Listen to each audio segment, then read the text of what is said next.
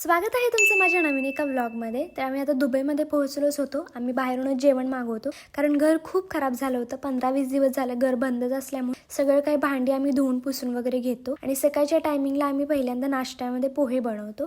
त्यानंतर मी थोडेफार फळे वगैरे खाऊन घेते. आणि तुम्हाला असं कधी झाले का की तुम्ही प्रवास करताना 4 व्हीलर किंवा विमानामधून तुम्हाला थकवा जाणवणे, वॉमिटिंग होणं किंवा आणखीन काही प्रॉब्लेम्स होणं? तर मला पण असं होतं. मग मी ट्रिक काय यूज करते, हेडफोन घ्यायचे आणि त्याच्यामध्ये काहीतरी सॉंग्स किंवा मूवीज ऐकत राहायचं.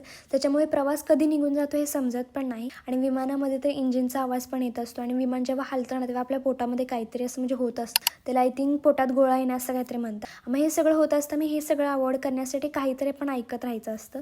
आता तुम्ही बघू शकता की केवढं आम्ही साहित्य घेऊन आलेलो आहोत. ते सगळं मला तर ठेवून द्यायचं. कपडे पण होते, ते सगळं काय व्यवस्थित ठेवायचे आहेत. सगळं काय आपण हळूहळू ठेवून देऊयात. त्याच्या आधी पहिल्यांदा म्हटलं फ्रीज साफ करून घ्यावा, म्हणजे त्याच्यामध्ये भाजी ठेवायला. आणि व्लॉग कसा वाटला मला नक्की सांगा. बाय.